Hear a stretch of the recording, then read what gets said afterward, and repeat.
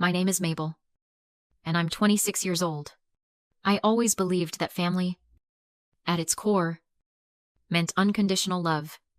That belief shattered at 3:15 in the morning, under the harsh fluorescent lights of the Massachusetts General Hospital emergency room. I was lying on a gurney after a devastating car crash. Every breath, a fresh wave of agony. The doctor told me I had internal bleeding and needed emergency surgery, but there was a problem.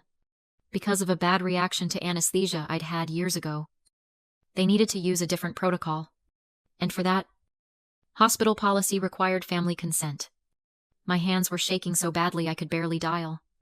I called my parents, Robert and Linda. Voicemail. I called again. Voicemail. I left increasingly desperate messages. An hour crawled by. Finally, my phone lit up. A text message from my father. Can't this wait? We're busy meeting with clients. Busy. I was staring at a text message that basically told me to hold off on my emergency surgery because they were busy. Have you ever felt like the invisible one in your own family? Let me know your story down in the comments. And don't forget to hit subscribe, because you won't want to miss this journey. I broke down. A harsh, racking sob tore through my chest, making my broken ribs scream. The physical pain was nothing compared to the realization of how utterly alone I was. A kind male nurse named Ben and a social worker, Maria, were at my side in an instant. Maria asked gently, "Mabel, is there anyone else? Another relative we can call?" Through my tears, I gave them the only other number I had. My grandpa, William, my mother's father. Maria stepped out to make the call. "He's on his way," she said, returning a few minutes later. "He said he'll be there in under an hour." He lived 50 miles away, outside the city. But sure enough, less than an hour later, Grandpa William rushed through the doors. He was 74, a retired carpenter, and he still had sawdust on his old flannel shirt. He came right to my bedside, his weathered hands wrapping around my good one. "Oh, Mabe," he whispered, and that one word held more love than I'd felt in my entire life. He listened intently as the doctor explained the situation. He asked sharp, practical questions about the risks. Then, he took the clipboard and signed the consent forms with a steady hand. As they wheeled me toward the OR, he leaned down and kissed my forehead. "I'll be right here when you wake up. Kiddo, don't you worry." When I woke up hours later, groggy and disoriented, the first thing I saw was his familiar shape in the chair next to my bed. He'd stayed. His silver hair was messy, and he was halfway through a crossword puzzle. But he was there. Zaying him, my protector, unleashed a flood of memories, a whole lifetime of emotional neglect, compressed into one painful realization. My parents, Robert and Linda, were prominent financial advisors in Newton. They lived in a sleek, modern condo that looked like a magazine cover and valued things only by their price tag. I remembered their faces when I told them I was taking a job as a nonprofit coordinator. "That's nice, Mabel," my mother had said, her smile tight. "But it doesn't really pay, does it?" My father was worse. When I proudly showed them my first car, a used Toyota Corolla with 85,000 miles on it, he just sighed. "When are you going to get serious? Mabel, this is why you should have gone into finance." But Grandpa William, he was different. When my parents skipped my college graduation for a conference in the Bahamas, Grandpa William was there, sitting in the rain, holding a bouquet of daisies. He was the one who taught me how to work with my hands, how to throw clay on a wheel and paint ceramics. Anything made with love is worth more than something bought with money, he'd always say. He was the one who showed up. He was always the only one who showed up. And now, in the most terrifying moment of my life, he was the only one there again. 4 days after my surgery, my parents finally made an appearance. They walked into my hospital room, not with concern, but with an air of profound inconvenience. My father, Robert, was already checking his phone. My mother, Linda, handed me a small bag of drugstore candy, the kind you buy at a gas station. Well, you look better, my mother said, her eyes darting around the room, avoiding my face. The parking here is just awful. Mabel, my father complained, pacing near the window. We had to circle for 20 minutes. They stayed for exactly 35 minutes. In that time, my mother complained about a client who was being difficult, and my father asked me, "So, what's the timeline? When do they think you can get back to work?" Not, "Are you in pain?" Not, "What did the doctor say?" But, "When can you be productive again?" They left to make a dinner appointment. As the door clicked shut, the silence they left behind was louder and more painful than their empty chatter. A few days later, the medical team came to discuss my discharge. "Your apartment is on the second floor." "Correct?" the doctor asked. I nodded. "With your leg and shoulder, you won't be able to manage stairs for at least 6 weeks." A wave of panic hit me. I had nowhere to go. My parents' sleek, modern condo was famously not set up for guests. Before I could even spiral, a firm, familiar voice spoke up from the chair in the corner. "She's coming home with me," Grandpa Williams said. He'd been there every single day. He told the doctor he was retired. His house was 1 level, and he'd already built a temporary ramp for the front steps. Just like that, it was settled. Moving into his small, the repaired house was like breathing clean air for the first time. He set me up in the guest room, brought me meals he'd cooked himself, and sat with me for hours while I endured the painful physical therapy. But in the quiet moments, in the dead of night, I'd lie awake and wrestle with a question that shamed me. Why? After everything they'd done, did I still check my phone? Hoping for a text from them. Why did that 35-minute visit, as insulting as it was, still feel like something I had wanted? I'd read about this in a psychology class. It's a concept called learned helplessness. It's what happens when you're in a painful, negative situation for so long that your brain simply stops trying to find a way out. You learn to endure the pain as normal. For 26 years, I had been trained to accept their emotional neglect. A child who only gets validation once in a blue moon learns to crave it. To see those tiny, worthless crumbs, as if they were a feast. My parents had conditioned me to be grateful for any scrap of attention they'd give. No matter how cold or brief, I wasn't weak. I was trained. And lying in that quiet house, surrounded by my grandpa's unconditional love, I finally realized that the training was over. As I started to heal physically, the administrative nightmare began. My neighbor, Sarah, a sweet teacher who lived in the unit below mine, had been collecting my mail. She brought over a huge, overflowing box of letters. "I didn't want to bother you while you were, you know," she said, her eyes full of sympathy, but it just kept piling up. I thanked her and sat at Grandpa Williams' kitchen table, a stack of envelopes in front of me. At first, it was just the usual medical bills that made my stomach clench, insurance statements. But then, I found things that didn't make sense. Confusing letters from my disability insurance provider, the policy I had through my job, and my private investment portfolio. I called my disability insurance company first. After 20 minutes on hold, a polite representative finally picked up. I explained who I was and that I was trying to sort out my claim. There was a long pause. "Ma'am," the representative said slowly, "we've already been in communication with your financial proxies regarding this account." Ice water dumped into my veins. "My what who?" "Your parents, Robert and Linda," he said. "They contacted us. Let's see. 3 days after your accident, they were inquiring about the protocol for liquidating the entire fund." Liquidating. Not accessing. Liquidating. My mind flashed back 2 years. I was sitting in my father's sleek, glass-walled office.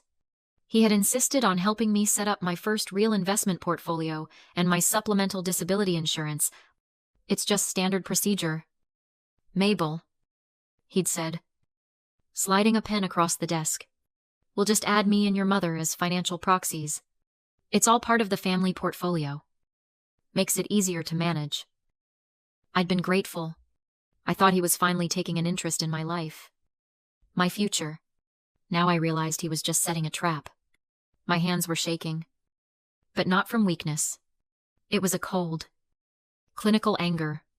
I hung up with the insurance rep and immediately dialed my father. He answered on the second ring. His voice breezy. Mabel, we were just wondering when you'd be calling. Why did you try to liquidate my disability fund? The silence on the other end was heavy.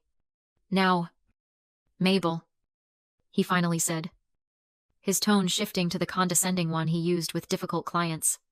Listen, the market is down. It's a bad time. We were just looking to restructure your assets. Move that money before it lost value. Move it where? Dad, I pressed. My voice dangerously quiet. It's just a simple restructure. Move it where? Dad, he snapped. The polished veneer cracked, and the raw frustration underneath poured out. The firm is having some cash flow issues. If you must know, it's a temporary loan. You'll get it back. Don't be so dramatic. A temporary loan. He was planning to use the money I needed to survive while I couldn't work to plug a hole in his failing business. This wasn't neglect. This was theft. I hung up the phone. But the cold realization was just beginning. It wasn't just the disability fund. I went back to the pile of mail Sarah had brought. My hands sorted through the medical bills, the insurance spam, and then I found it. An official-looking envelope from a different bank. One I didn't even have an account with. I tore it open. It was a loan rejection letter. But it wasn't for a credit card. It was a letter declining an application for a home equity line of credit. The address listed on the application was my apartment. My condo. My father had co-signed for my condo 2 years ago. I didn't have enough credit history on my own. And he'd insisted. It's just a formality. Mabel, he'd said. Just to help you get started. He had used that formality to try and drain the equity from my home. The application date was 2 days after my accident. While I was in the ICU. He wasn't just trying to liquidate my disability fund. He was actively trying to leverage my home to save his failing business. All the sadness I'd felt in the hospital. The learned helplessness. It all evaporated. It was replaced by something sharp and cold and clear. This wasn't a family dispute. This wasn't neglect. This was predation. They were circling my assets like vultures, waiting for me to be weak enough so they could pick me apart. I didn't cry this time. I looked up at Grandpa William, who was watching me from the doorway, his face etched with worry. I didn't have to say a word. I just handed him the letter. He read it, his face growing thunderous. He stared at it for a long, silent minute. Then, he put the letter down on the table, walked past me into his small study, and came back holding an old, cracked leather address book. He flipped through the pages, his finger tracing a list of names. And then he picked up the landline phone on the wall. He dialed a number from memory. Harrison, he said, into the phone. It's William. Yes. It's been a long time. I'm good. But I'm calling about my granddaughter. She's in trouble. He listened for a moment, then held the phone out to me. Mr. Harrison will talk to you. I took the phone. Mr. Harrison. A lawyer my grandpa had known for 40 years. Listened patiently as I explained everything. My voice steady and cold. I told him about the hospital, the text, the 35-minute visit. And then I told him about the disability fund and the home equity loan application. There was a long silence on the other end. Mabel, he finally said, his voice calm and serious. what your parents have done, it's not just unethical. It's potentially fraudulent. They used their position of trust to gain access, and they attempted to act on it without your consent while you were incapacitated. We can fix this. And we can fix it now. What do we do? I asked. You rest. You heal, he said. And I could hear him scribbling on a legal pad. I am going to draft a full revocation of power of attorney. A cease and desist notification for both of them. And new power of attorney documents naming your grandfather for both medical and financial decisions. I'll have them ready by tomorrow. When I hung up the phone, the betrayal still stung. But for the first time, I felt a flicker of power. This wasn't a family drama anymore. This was a legal fight. And I was finally ready. 4 weeks to the day after my accident, I called my parents and asked them to come to Grandpa William's house. I was off the painkillers. My mind was clear. And I was steady on a pair of crutches. They arrived at 2 p.m. Clearly annoyed. My father, Robert, walked in first. And not even looking at me. Mabel, this is very inconvenient. We have a 3 o'clock showing. Whatever this is, can it be quick? He stopped when he saw the setup in the living room. I was sitting in an armchair, my injured leg propped up. On one side of me sat Grandpa William, his hands folded calmly in his lap. On the other side sat Mr. 2, Harrison, in a full suit, holding a briefcase. My mother, Linda, saw him and her professional smile faltered. What? What's going on? Who is this? Please, sit down, I said. My voice was even. It surprised me how steady it was. They sat on the sofa opposite me. I reached for a simple manila envelope on the coffee table and slid it toward them. My father scoffed.